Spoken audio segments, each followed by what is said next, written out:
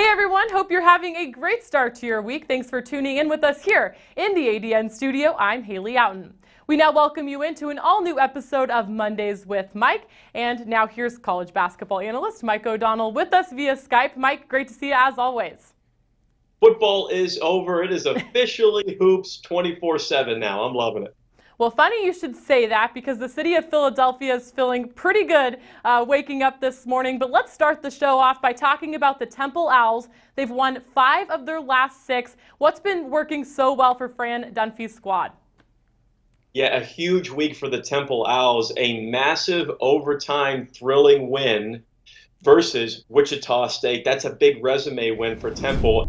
2 big takeaways from that game. The first, Temple had balanced scoring. 5 players in double figures led by the severely underrated Quentin Rose with 19 points.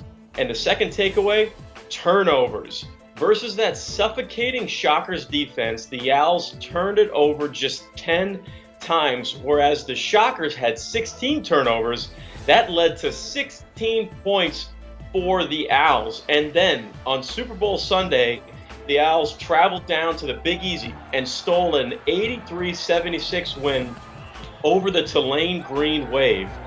This time it was freshman Nate Pierre-Louis who came off the bench with a clutch 18 points to lead all Temple scores. Shiz Alston also chipped in with a career-high 10 assists, only 1 turnover, by the way, to go along with his 15 points. And that was a game where there were 10 ties, 9 lead changes, but it was Temple's second half defense that proved to be the difference in the game. The Owls had the Green Wave to 0 field goals in the final 6 minutes. The Temple Owls, winners of 4 out of their last 5 games, are just simply finding ways to win in the Miller Conference play.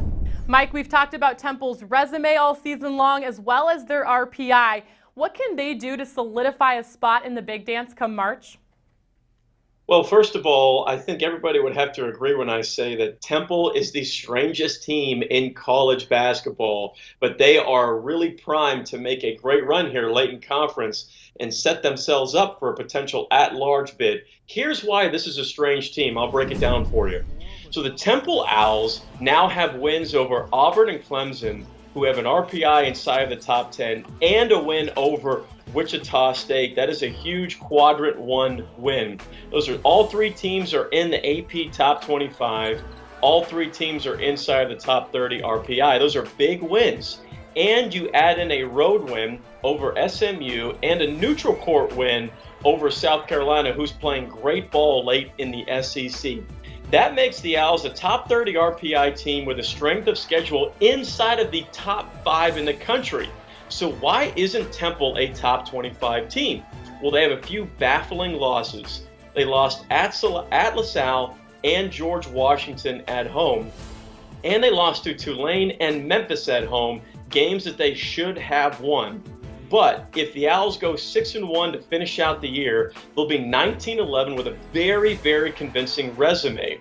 Actually, the most losses for an American Conference team to get in the NCAA tournament happens to be 11 by the Temple Owls in 2016. Temple is positioning themselves for an at-large bid if they can finish out 6-1 in conference and maybe steal 1 or 2 games in the conference tournament and set up the American Conference for a potential 4-bid league team inside of the NCAA tournament selection committee.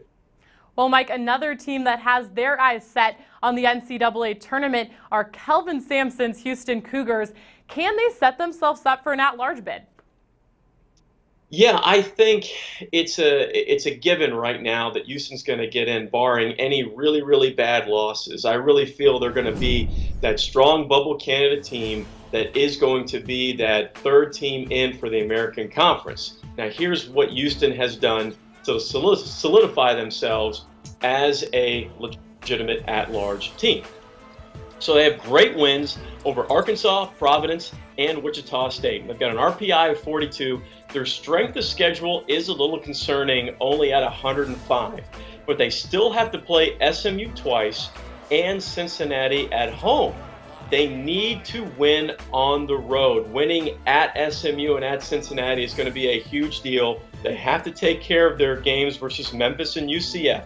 If they can win 3 out of those 4, Houston's going to be in a great spot. And as long as you have the best man bun / scoring lethal weapon in Rob Gray Jr., you have a shot to finish out conference schedule really well. Speaking of Rob Gray Jr., he's one of the players in this league that you're keeping an eye on for maybe winning this Conference Player of the Year accolade come the end of the season. You mentioned Rob, you've mentioned Landry Shamet, Gary Clark. Who is somebody else that you have on that radar heading into this week? Yeah, Memphis scoring guard Jeremiah Martin, the lefty, was not on anybody's radar as Player of the Year, but he has been on a tear in conference play and has completely turned around his season and has become a legitimate candidate for Player of the Year. Jeremiah Martin is on an offensive tear in conference play. He came into the 2017-18 season with 407 career points. As of now, this year, he has 446 in just this season. He has 10 20-point games this year, and the Tigers happen to be 8-2 when Martin scores 20 or more.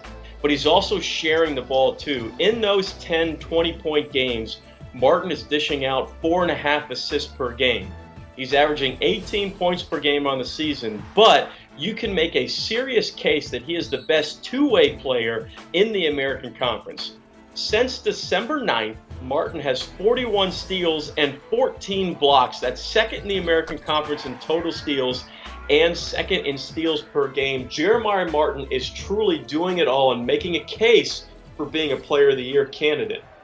Jeremiah Martin has a chance to make a big impact this week. The Tigers have a couple of important games on their schedule, but let's take a look at the conference standings. And Mike, I want to get your thoughts on the important games to circle on the calendar this week. Yeah, huge game on Tuesday. You just mentioned Memphis and Jeremiah Martin. They have an opportunity to knock off Wichita State, who is struggling as of late. But that game, Wichita State at Memphis, is Tuesday at 9 p.m. That actually takes place on CBS Sports Network. The Shockers desperately need a win, and Memphis needs a bounce-back win after their loss versus East Carolina. Another game to circle is actually going to be SMU at Houston. That is a massive, massive game on ESPN2 Thursday night. SMU in 4th place, trying to climb up to 3rd and 2nd place. They can do it. They have Shake Milton. You can do anything when you've got potential Player of the Year candidate Shake Milton. This is actually the first matchup of the year between SMU and Houston. The Houston Cougars are actually going to have a blackout for that game in preparation for the Mustangs coming in town. And then a second game for SMU. It's a tough week for them. They have Cincinnati at home. Cincinnati undefeated in conference play, in sole possession of 1st place. That could be another huge resume win for the Mustangs. If they can steal a win at Houston and somehow get Cincinnati at home, the Mustangs will again position themselves as a legitimate bubble team leading into March Madness. That game is Sunday at 4 p.m. And then another interesting game for Houston. They have to host Tulane at home. That's a rematch of a game that Tulane won. Nobody thought the Green Wave would win that game, but they travel to Houston now to take on the Cougars Sunday at 6 p.m. That's a rematch that I will be watching. I can't wait for that game. Some awesome, awesome games in the American Conference this week. All right, Mike. Well, thanks so much for taking your time this week to give us more great analysis on basketball throughout the American. We'll see you back here in here next Monday. Looking forward to another great week. Thank you, Haley. All right, and for all information regarding men's basketball here at the American, you can always head to Twitter and give us a follow at American_MBB. Thanks for tuning in to an all-new episode of Mondays with Mike. We'll see you back here next week.